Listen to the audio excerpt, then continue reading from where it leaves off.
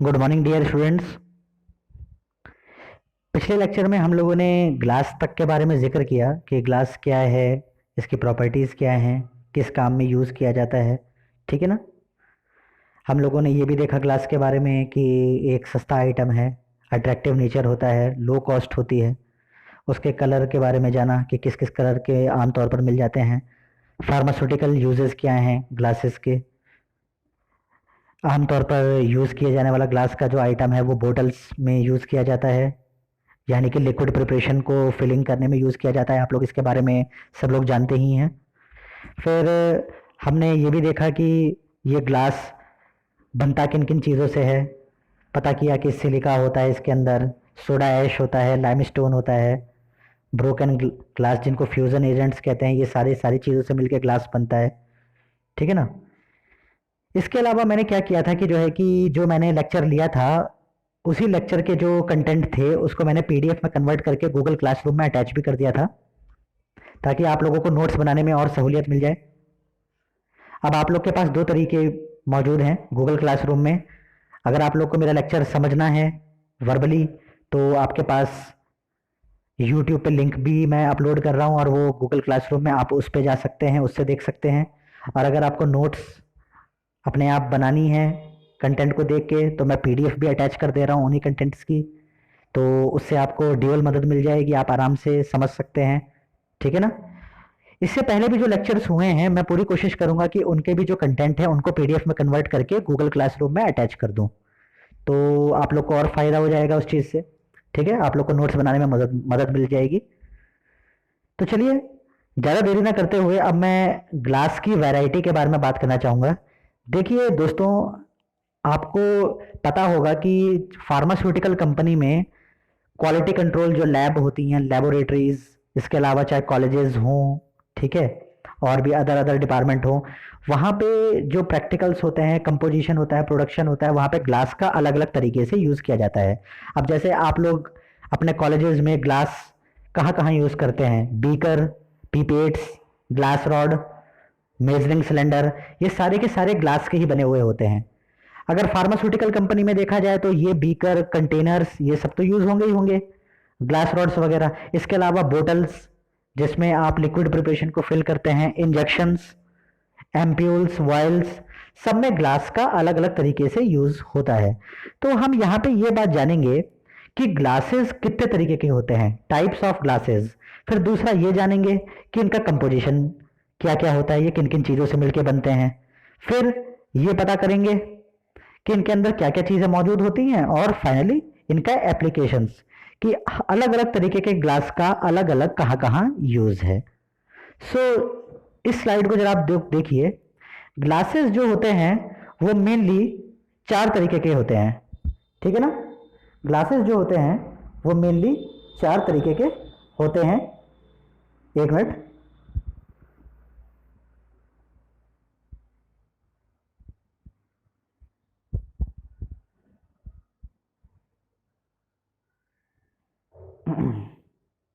Sorry. तो इस slide को जरा देखिए। Glasses are four types. Number first is type one glass, second one is type two glass, third one is type three glass, and next is type four. ठीक है। तो type one क्या है? टाइप वन को हम कहते हैं borosilicate glass और नेचुरल और पायरेक्स ग्लास। अगर आमतौर पर अगर आप कंफ्यूज हो रहे हैं तो आप केवल इतना ही लिखिएगा कि टाइप वन ग्लास, और ये होता क्या है, बोरोसिलिकेट और नेचुरल और पायरेक्स ग्लास। इसका कंपोजिशन क्या है? ये बोरोसिलिकेट ग्लास या टाइप वन ग्लास किन किन चीज़ों से मिलकर बनता है? SiO2 80%, Al2O3, Na2O, K2O, B2O3 and CaO।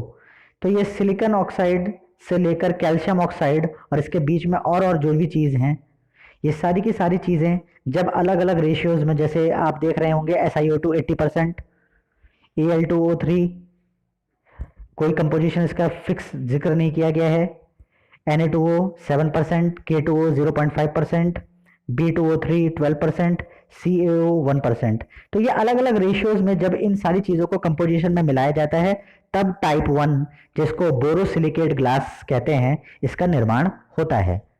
Remarks में देखिए ये इनकी प्रॉपर्टीज क्या होती हैं। हीट रेजिस्टेंट, ये हीट रेजिस्टेंट होते हैं। दूसरा, chemically inert than soda lime glass, ये सोडा लाइम ग्लास की कंपैरिजन में केमिकली इनर्ट होते हैं, मतलब केमिकल का इन पे कोई भी प्रभाव नहीं पड़ता। थर्ड, हाई हाइड्रोलाइटिक रेजिस्टेंस, इनकी हाइड्रोलाइटिक रेजिस्टेंस हाई होती है।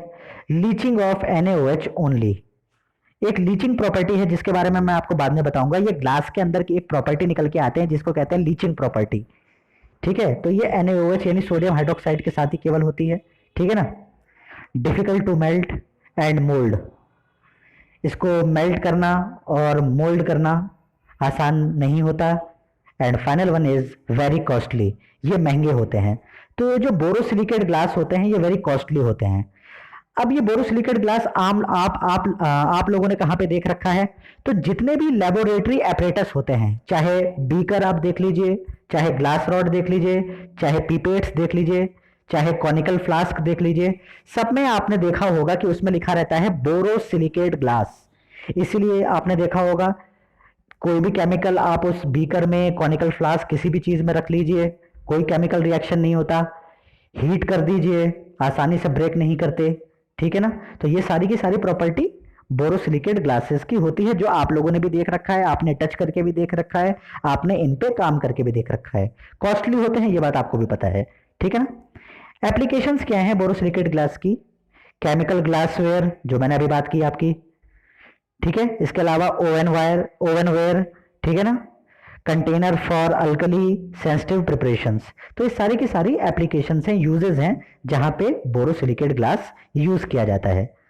सेकंड आप देखिए टाइप 2 ग्लास। टाइप 2 ग्लासेस को एक दूसरे नाम से जानते हैं जिसको कहते हैं treated soda lime glass. Treated soda lime glass. और ये ट्रीटेड सोडा लाइम ग्लास को, इसका मतलब क्या है, और एक तरीके से कहा जाए तो soda glass with surface treatment comma sulphured containers, okay. तो इसीलिए ये है type 2 glass, that is treated soda lime glass. अब इसका कंपोजिशन देख लीजिए। कंपोजिशन ऑलमोस्ट सेम ही होगा सब में, बस परसेंटेज जो होगी वो वेरी करेगी। तो जैसे पहले वाले में आपने जो बोरोसिलिकेट ग्लास था उसमें SiO2 की जो कंसंट्रेशन देखी थी वो 80% थी। अब इसमें देखिए SiO2 75% है, Al2O3 2% है, ठीक है। जबकि पहले वाले में उसकी कोई लिमिटेड नहीं थी। तीसरे वाले Na2O 0 to 10%, पहले वाले में केवल 7% थी। फिर K2O 0 to 0.5%, जबकि बोरोसिलिकेट ग्लास में 0.5% ही थी। फिर B2O3 इसमें 3% है, जबकि बोरोसिलिकेट ग्लास में वो 12% थी। एंड फाइनली कैल्शियम ऑक्साइड, ये 10% है, जबकि कैल्शियम ऑक्साइड बोरोसिलिकेट ग्लास में 8% ही था, ठीक है ना। तो ये अलग अलग कंपोजिशन है जिसकी वजह से अलग अलग तरह के ग्लास का निर्माण हुआ। पहला था बोरोसिलिकेट ग्लास जिसको टाइप 1 ग्लास कहा गया, और सेकंड था ट्रीटेड सोडा लाइम ग्लास, ठीक है। इसकी प्रॉपर्टी क्या होती है, high hydrolytic resistance due to surface treatment, so after then borosilicate easily to mould, ठीक है। And finally cheaper than borosilicate. देखिए ये बात भी आ गई है, बोरोसिलिकेट ग्लास जो था वो महंगा था और जो ट्रीटेड सोडा लाइम ग्लास है वो सस्ता होता है। जो बोरोसिलिकेट ग्लास था उसको मोल्ड करना, मेल्ट कर पाना डिफिकल्ट था, जबकि जो ट्रीटेड सोडा लाइम ग्लास है इसकी हीट करना, इसको मोल्ड करना, इसको मेल्ट करना आसान होता है। तो ये कुछ कंपैरिजन मैंने अभी करके दिखाए आपको टाइप 1 और टाइप 2 ग्लासेस में, ठीक है ना। तो अब आपको यहाँ से अंतर भी समझ में आने लग गया होगा, ठीक। अब बात करते हैं इसके एप्लीकेशंस की, यानी कि इसकी यूजेस की। तो इसका कहाँ कहाँ यूज होता है, containers for alkali sensitive preparation comma for food blood comma plasma and infusion fluid comma parenteral used once only. यानी कि अगर मैं एक आम तौर पर अगर आपको इसको कहूं तो आपने अगर इंजेक्शंस देखे हों, इंजेक्शंस की बात कर रहा हूं मैं, तो उसमें दो तरीके के होते हैं। एक होता है वाइल, VOIL वाइल, एक होता है एम्प्यूल, AMPOULE, एम्प्यूल, ठीक है ना। तो एम्प्यूल क्या होता है? एम्प्यूल होता है केवल वन डोज, एक बार में इसके अंदर इंजेक्शन जो होता है लिया, उसको तोड़ा और फेंक दिया। और जो वायल होता है वो मल्टीपल ड्रग के लिए, यानी कि कई बार आप उस इंजेक्शंस को जब तक उसकी खुराक बंधी हुई है यूज कर सकते हैं।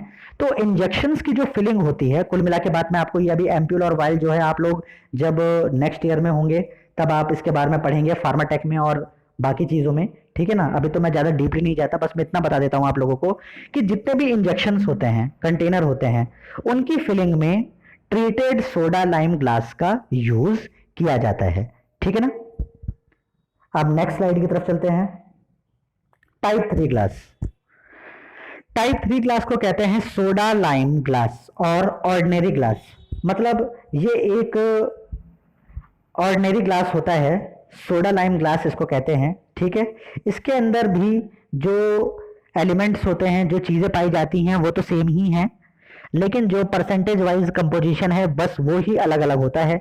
जैसे इसका कंपोजिशन देख लीजिए, SiO2 75%, Al2O3 2%, Na2O 15%, K2O 0 to 0.5%, B2O3 3% and CaO 12%, ठीक है। इसकी प्रॉपर्टीज क्या होती हैं? मॉडरेट हाइड्रोलाइटिक रेजिस्टेंस, ठीक है। इसकी जो हाइड्रोलाइटिक रेजिस्टेंस है ना तो वो ज्यादा अच्छी होती है ना इतनी ही बुरी होती है, एक बीच की होती है, ठीक है। इजी टू मोल्ड, इसको भी मोल्ड कर पाना, मोड़ना, इसको मेल्ट कर पाना आसान होता है। Next, yield alkali to water. Next, flakes separate out. Next, lose of brilliance and final one is cheapest, यानी कि ऑर्डिनरी ग्लास है, नाम से समझ में आ रहा है सस्ता तो होगा ही होगा, ठीक है। जब टाइप 2 ग्लास टाइप 1 से सस्ता है तो टाइप 3 है ये तो और भी ज़्यादा सस्ता है। मोल्ड कर पाना इसको भी आसान होता है, ठीक है। हाइड्रोलाइटिक रेजिस्टेंस इसके मॉडरेट कंडीशंस में होती हैं। तो ये सारी की सारी इसकी कुछ प्रॉपर्टीज़ हैं। अब ये टाइप 3 ग्लास आपको कहाँ कहाँ देखने को मिल जाता है और कहाँ कहाँ यूज़ किया जाता है वो देख लीजिए। मेडिकेटेड बोटल्स, दवाइयों की जो बोटल्स होती हैं वो ऑर्डिनरी ग्लास की ही बनती हैं। Next, only for non aqueous liquid preparations. Next, for powders for injections, injections बनाने में भी, इंजेक्शंस की फिलिंग करने में भी इस कांच को आमतौर पर यूज कर लेते हैं, जिसको हम कहते हैं पाउडर इंजेक्शन, ठीक है। Next, not for alkali sensitive products, ये अल्कली सेंसिटिव प्रोडक्ट्स के लिए यूजफुल नहीं किया जाता। And finally, not for parenteral, ठीक है। जो एक्सेसिव जो इंजेक्शंस होते हैं उनकी फिलिंग में ये काम नहीं करता। इंजेक्शंस में केवल जो ड्राई पाउडर इंजेक्शन होते हैं, जो पाउडर के फॉर्म में होते हैं, बाद में उनको WFI वाटर फॉर इंजेक्शन डाल के उनको इंजेक्शन बनाया जाता है, उस तरह के इंजेक्शंस को बनाने में केवल इसका यूज किया जाता है। बनाने में नहीं, मीन्स उनकी पैकेजिंग करने में इनका यूज किया जाता है। And the final one is fourth, देखिए, type NP non parenteral, means ये नॉन पैरेंटल ग्लास, जिसको टाइप 4 ग्लास कह दिया, ये कहा जाता है। इसका जो कंपोजिशन है वो कोई मेंशन नहीं किया गया है, तो मैं भी ज़्यादा डीपली आपके सामने नहीं समझा पाऊंगा। नेक्स्ट है इसकी प्रॉपर्टीज क्या है? General purpose soda lime glass. General purpose, आम तौर पर यूज किए जाने वाला जो ग्लास होता है वो यही type NP non parenteral glass कहते हैं। इसका मतलब है, इसका जो यूज आ रहा है वो केवल आ रहा है use for oral and topical preparations, जब ओरल ड्रग जो माउथ के थ्रू ली जाती है उनकी फिलिंग, और साथ में टॉपिकल प्रिपरेशन यानी कि स्किन की जो दवाइयाँ होती हैं टॉपिकल रूट से जो ली जाती हैं उनकी फिलिंग में टाइप 4 यानी कि नॉन पैरेंटल ग्लास, जिसको हम general purpose soda lime glass कहते हैं, वो यूज किया जाता है। सॉरी। अब चलते हैं नेक्स्ट स्लाइड की तरफ। Type 5, number 5। अभी तक की जो बात की गई थी, जो टाइप 1, टाइप 2, टाइप 3, टाइप 4, ये एक फार्मास्यूटिकल टर्म्स में यूज किए जाने वाले क्लासेस हैं, तो वो मेन है टाइप 1 से लेकर टाइप 4। आप लोग उनके बारे में जरूर पढ़ लीजिएगा कि टाइप 1 से लेकर टाइप 4 के बीच के ग्लास कौन से होते हैं। जैसे सबसे पहला बोरोसिलिकेट ग्लास, फिर ट्रीटेड सोडा लाइम ग्लास, फिर highly resistance borosilicate glass, and fourth one is non parenteral glass. तो ये जो चारों के चारों जो ग्लास हैं, ये आमतौर पर फार्मास्यूटिकल इंडस्ट्रीज में, केमिकल लेबोरेटरीज में और जब कोई प्रिपरेशन, लिक्विड प्रिपरेशन या इंजेक्शन बन जाती हैं तो उनकी फिलिंग में यूज किए जाने वाले ग्लासेस होते हैं। तो वो तो मेन है, वो तो आने ही आने हैं, एग्जाम्स में भी बहुत पूछा जाता है, तो उनको याद कर लीजिएगा। इसके अलावा ये जो स्लाइड आप देख रहे हैं नंबर 5, 6, 7, ये और अलग अलग तरीके के ग्लास होते हैं जो आमतौर पर यूज कर लिए जाते हैं, बट इसके बारे में मैं ज़्यादा बातें आपके सामने बस केवल थोड़ा थोड़ा बता देता हूँ, ताकि क्योंकि कोर्स के हिसाब से आपके वही ग्लासेस हैं, ये थोड़ा सा एक्स्ट्रा पूछ लिया गया है या बताया गया है, तो चलिए मैं आपको बता देता हूँ। 5th पॉइंट है coloured glass. In addition of coloured composition metal salts are added carbon and sulphur और iron and manganese for amber colour. तो इसमें क्या होता है, ये एम्बर कलर की ग्लास बोटल्स आप लोगों ने ऑलरेडी देख रखी हैं, कप सिरप की बोतल हो या और भी लिक्विड प्रिपरेशन की बोटल्स हो। मैंने आपको पहले भी बताया था जब ग्लास के बारे में जिक्र कर रहा था कि ये ब्राउन से कलर की दिखने वाली बोटल्स होती हैं, लेकिन ना तो ये ब्राउन ही है ना ये ब्लैक ही है, इसको कहते हैं एम्बर कलर। तो ये जो एम्बर कलर है ये किस वजह से आता है, due to the composition of salt added carbon and sulphur. अगर कार्बन एंड सल्फर मिलाया जाए कांच में तो उससे मिल जाता है, और आयरन एंड मैग्नीज, ठीक है, अगर आयरन और मैग्नीज को मिलाया जाए तो ये एम्बर कलर प्रोड्यूस हो जाता है। अब इसका फायदा क्या है, ये एम्बर कलर ग्लास का क्यों बनाया गया इसको कलर, ग्लास तो ट्रांसपेरेंट ही अच्छा है, आप लोगों ने भी देख रखा है कि ग्लास एक ट्रांसपेरेंट ट्रांसलूसेंट प्रॉपर्टीज शो करने वाला आइटम है, तो उसको आपने कलरिंग क्यों की। कलरिंग करने का मतलब ये था कि कलर ग्लास की प्रॉपर्टी निकल के आ रही है, does not allow the UV rays to pass through. Ultraviolet rays को ये एम्बर कलर एब्जॉर्ब कर लेता है, जिसकी वजह से जो सन रेज हैं वो डायरेक्टली अफेक्ट नहीं कर पाती जो बोतल के अंदर जो सामान है उसको। तो जिसकी वजह से जो सन रेज की वजह से जो डिकम्पोजिशन होने के, सॉरी, जो क्या कहते हैं, खराब होने के जो चांसेस होते हैं सामान के, वो ना के बराबर या बहुत कम होते हैं, क्योंकि because it protects from UV radiation. ये यूवी रेडिएशन से ऐसे बचाता है कि ये एब्जॉर्ब कर लेता है ये जो एम्बर कलर है जो, ठीक है ना। फाइनली यूजेस क्या हैं, used for sunlight sensitive product. जैसा कि मैंने अभी आपको बताया कि जो प्रोडक्ट जो सनलाइट सेंसिटिव होते हैं उनको रखने में आप एम्बर कलर ग्लास बोटल्स या जार्स का यूज करते हैं।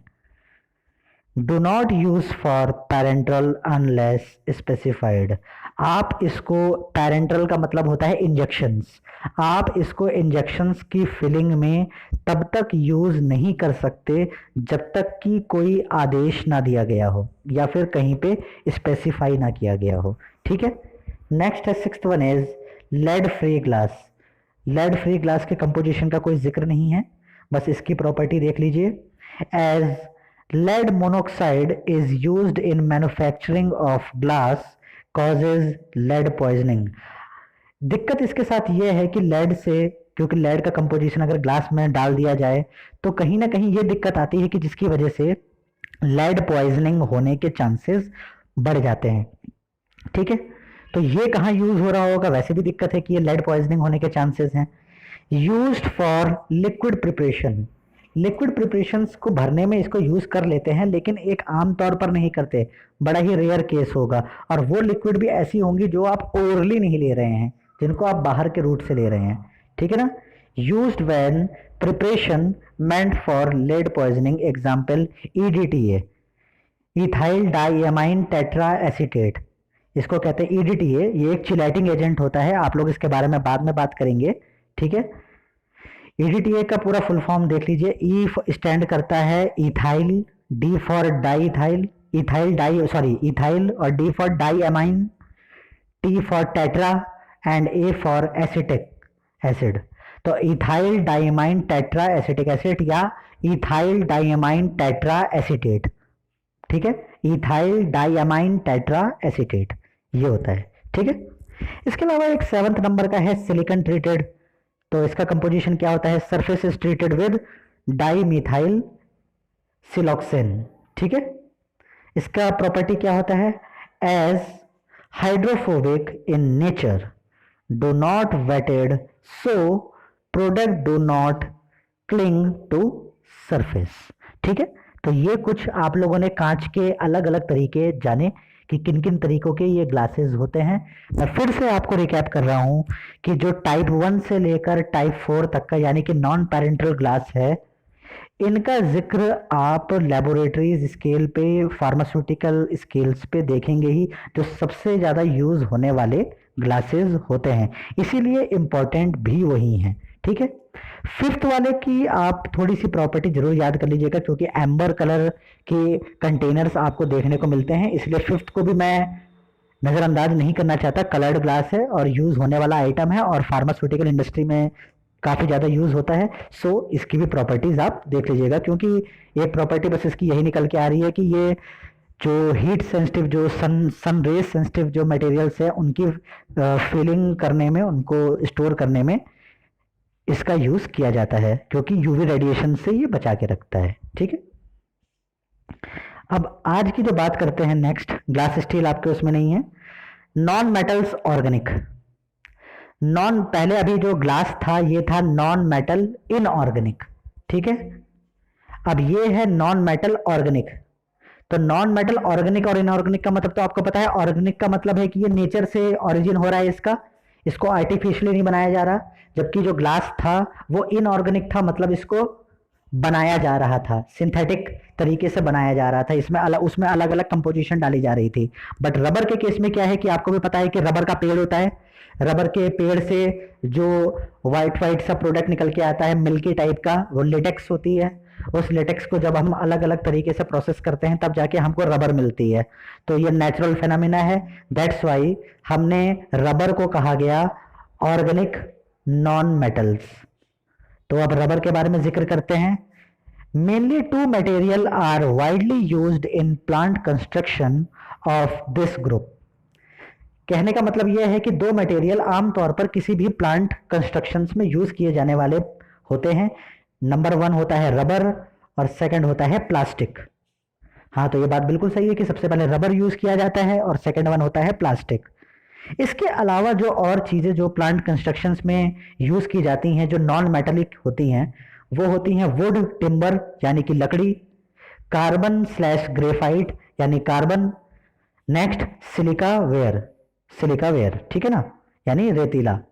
ठीक है ना, तो ये सारी की सारी चीज़ें जो होती हैं ये नॉन मेटालिक ऑर्गेनिक कंपाउंड्स हैं जो फार्मास्यूटिकल कंस्ट्रक्शंस में यूज किए जाते हैं।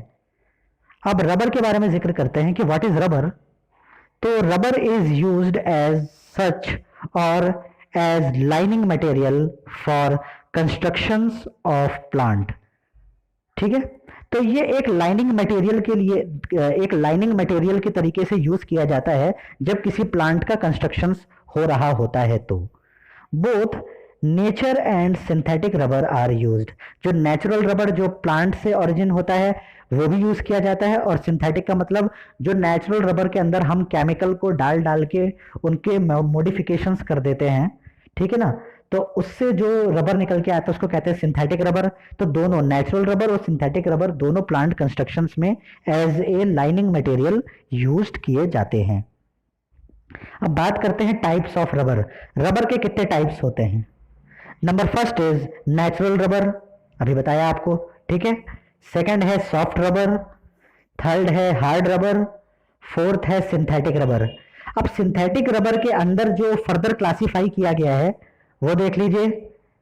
न्यूप्रिन, number B is nitrile rubber, C is butyl rubber, D is silicone rubber and E is polyisoprene rubber. तो ये neoprene, nitrile rubber, butyl rubber, silicone rubber, polyisoprene rubber, ये सारे के सारे सिंथेटिक रबर्स हैं। ये सब चीजें आपको याद करनी ही पड़ेंगी, सो प्लीज इसको ध्यान से देखते रहिएगा। अब बात करते हैं ideal quality of rubber for closure. Closure का मतलब आपको नाम से समझ में आ रहा होगा, जो कंटेनर के ऊपर जो ढक्कन यूज किए जाते हैं, ढक्कन, उनको हम कहते हैं क्लोजर। ठीक है, तो कोई भी बोतल है, कोई भी जार है, उसके माउथ को क्लोज करने के लिए आप जिन चीजों का सहारा लेते हैं उनको हम कहते हैं क्लोजर्स। और एक देहाती भाषा में, एक आम भाषा में क्लोजर्स को हम कहते हैं ढक्कन। ठीक है ना। सो अब हम बात करते हैं, क्योंकि और ये बात भी आपने देखी होगी कि जो क्लोजर्स होते हैं, क्लोजर्स में रबर का यूज किया जाता है। सीलिंग करते समय। ओके, तो रबर एज ए क्लोजर कहाँ यूज की जाती है और उसकी प्रॉपर्टी क्या क्या होनी चाहिए वो देख लीजिए। Number first is softness and elasticity. ये तो देखिए सबसे मेन इंपॉर्टेंट प्रॉपर्टी होनी चाहिए किसी भी रबर की, कि इलास्टिक, खिंचाव उसका ठीक ठाक हो, सॉफ्ट हो। Okay, number second is impermeable to air and moisture. कैसे भी करके ये इतनी टाइट इसकी सीलिंग करा दी जाए इस रबर की कि बाहर की हवा या मॉइस्चर अंदर के मटेरियल तक ना जा सके। मींस एंट्रैपमेंट बहुत अच्छा हो, ठीक है। एंट्रैपमेंट मतलब सॉरी, जो सीलिंग हो वो बहुत अच्छे तरीके से हो। Number third is provide air tight closing. देखिए वही बात हो रही है कि क्या कहते हैं, सीलिंग ऐसी हो इस स्टॉपर से, रबर स्टॉपर या क्लोजर से बनी हुई, कि कोई भी चीज बाहर की जो हवा है, बाहर का जो मॉइस्चर है वो अंदर ना जा सके। Fourth one is compatible with product. इस क्लोजर से, जो रबर से बना हुआ क्लोजर से, उससे जो अंदर जो मटेरियल है उस पर कोई भी प्रभाव ना पड़े। मीन्स ये केमिकली इनर्ट होना चाहिए। लगा दिया गया है ओके, ठीक है, बट कोई केमिकल रिएक्शन ना हो इसका, जो अंदर जो फिलिंग मटेरियल भरा पड़ा है उससे कुछ भी। ओके, नेक्स्ट है do not migrate any additives to the preparation. कैसे भी करके बाहर का कोई भी सामान उसके अंदर मिक्स ना हो जाए जो अंदर सामान है। तो ये स्टॉपर या ये क्लोजर रबर का ऐसा ही बना होना चाहिए। Sixth is negligible extraction of preparation ingredient. Seventh one is withstand sterilization temperature. Sterilization एक प्रोसेस होता है जिसमें हम किसी भी चीज को फ्री फ्रॉम माइक्रो ऑर्गेनिज्म करते हैं। फिर से मेरी बात को सुन लीजिए। Sterilization is the process in which anything, any compound, any container, any material is completely freed, completely prevent from microbial growth. Microbe से बचाने के लिए, ठीक है ना। अगर हिंदी में बोलूं तो ये एक ऐसा प्रोसेस है जिससे आप किसी भी चीज को, किसी भी कंटेनर को, किसी भी सामान को माइक्रोबियल कॉन्टामिनेशन होने से बचा लेते हैं, ताकि कोई बैक्टीरियल ग्रोथ ना हो जाए, कोई वायरस ग्रोथ ना हो जाए, कुछ भी ना हो जाए। इसको कहते हैं हम स्टरलाइजेशन। सो इस पॉइंट का मतलब समझ लीजिए, विद स्टैंड स्टरलाइजेशन टेम्परेचर। जब कोई सामान की फिलिंग कर दी जाए जार्स में या बोतल्स में, और उनके रबर के क्लोजर लगा के उनको बंद कर दिया जाए, और जब इनको स्टरलाइजेशन किया जाए, इस प्रोसेस को किया जाए, तो टेम्परेचर तक, जितना टेम्परेचर चाहिए स्टरलाइजेशन तक, तब तक इन स्टॉपर पे, इस रबर पे कोई दिक्कत ना आए, ये कोई पिघले ना। ये इतना टेम्परेचर, इसकी होल्डिंग कैपेसिटी होनी चाहिए। नेक्स्ट है good ageing qualities. Ninth one is oil reciting for oil preparation, and the 10th one is do not yield any fragment। तो आज के लेक्चर में हम लोगों ने अभी तक बात की रबर की, इससे पहले बात की ग्लासेस के टाइप्स की, ठीक है। जब हम नेक्स्ट लेक्चर में आएंगे तो हम बात करेंगे कि नेचुरल रबर क्या होता है, सॉफ्ट रबर क्या होता है, फिर अलग अलग सिंथेटिक रबर के बारे में जानेंगे। उम्मीद करता हूं आप लोगों को मेरा ये लेक्चर समझ में आया होगा। इस वीडियो के साथ साथ मैं आज के लेक्चर का जो कंटेंट है वो भी पीडीएफ फॉर्मेट में कन्वर्ट करके आप लोगों के सामने अभी अटैच कर दूंगा गूगल क्लासरूम में। आप वीडियो भी देखिए और पीडीएफ भी देखिए, दोनों से आपको नोट्स बनाने में बहुत मदद मिलेगी। Okay, thank you.